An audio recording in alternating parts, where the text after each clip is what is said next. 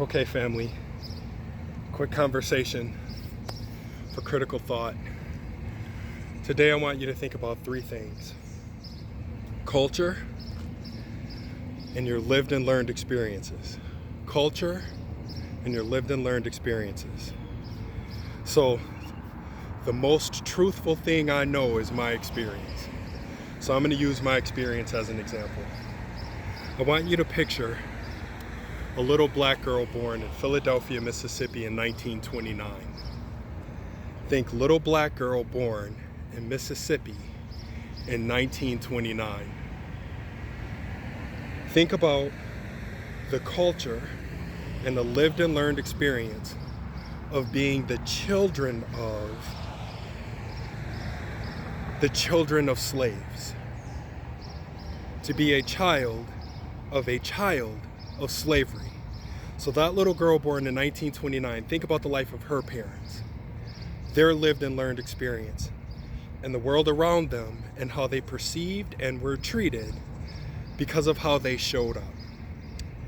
And then I want you to do your best to remember as much as you can about history, and I want you to think things like Great Depression, New Deal, all those things, and that little black girl as she's getting older and seeing how the world is treating her.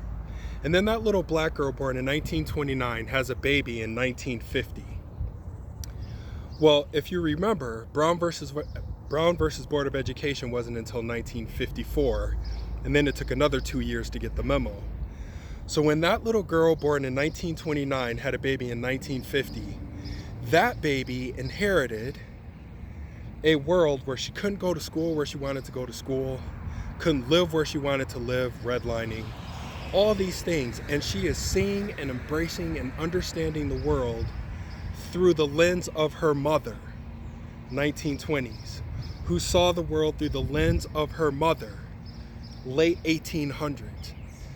Now let's go back to that baby in 1950. 1950, that little girl is growing up in an era where everybody who looks like her, who speaks for all lives matter, is assassinated. So that little black girl sees everybody who speaks up about treating all life the same be assassinated. And then we have the civil rights era. This little girl can't vote, can't do anything until somebody died for her. All right, so then that little girl has a baby in 1974. And the universe decided that the woman born in 1950 wasn't going to raise them. The woman born in 1929 does. So she has this foresight, and I still can't understand how she did this, thinking about her experiences. And what she did was the complete opposite of what you would think one would do. She sent that baby, born in 1974, to live in an environment where it was one of the only ones, surrounded by people that her experience taught her hates her. Now, I am who I am as a result of that, but this isn't about me. This is about you understanding how culture and our lived and learned experiences drive how we perceive and receive the world around us. So today, we are caught in a conversation about Black Lives Matter and All Lives Matter.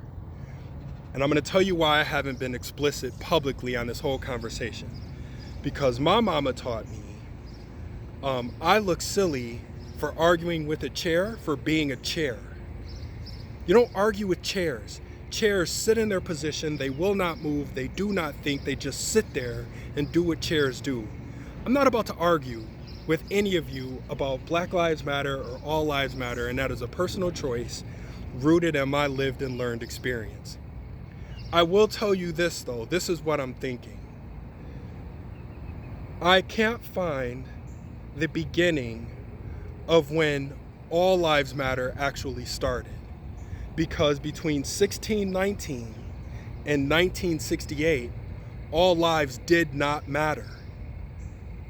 Didn't matter. So here's where I'm at, and here's where I leave you with love, because I think we can do more if we love one another. If you are of my generation and you say to me, all lives matter, I want you to know at this intersection where you and I meet In my head, I'm giving you a pass. Barely, I'm giving you a pass because I do not know your lived and learned experience, and you were raised by the same generation that raised me, however you show up. If you're younger than me and you say all lives matter, I celebrate that because I hope that you mean it. And if you're older than me and you come at me with all lives matter, you should know that I am absolutely dismissing you because I'm not seeing where you were saying that over the course of time that led to this tsunami of disagreement and discourse in our community in the first place. So I want you to think about that. I want you to think about culture and our lived and learned experience and how it is influencing both how we perceive and receive the world around us. With that, I hope this message finds you safe, finds you well, finds you patient, finds you diligent, and finds you thinking. Thanks for sharing your time with me. I'll see you again tomorrow.